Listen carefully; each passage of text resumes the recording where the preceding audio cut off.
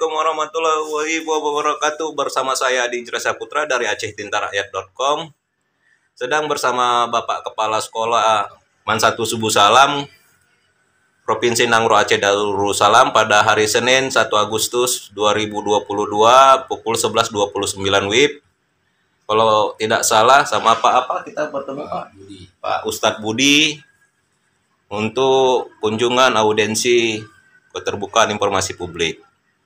Dan kalau kita tidak salah Pak, berapa kira-kira jumlah siswa yang ada di sini Pak? Kira-kira 230-an. Kita kurang lebih Karena ada yang masuk, ada yang keluar kan. Iya Pak. Kalau untuk jumlah tenaga pendidik berapa kira-kira Pak? Tenaga pendidik kita itu keseluruhan ada 27. Iya Pak. 27, kemudian ada tenaga honor. Iya Pak. Ada juga yang lain sekitar 40 lah keseluruhan. Sekitar 40 kurang lebih keseluruhan ya Pak. PNS sama non-PNS. Oke Pak. Oke pemirsa, saya rasa itu saja yang cukup disampaikan oleh Bapak Kepala Sekolah Man 1 Penanggalan Subuh Salam. Dan saya ucapkan terima kasih. Wassalamualaikum warahmatullahi wabarakatuh.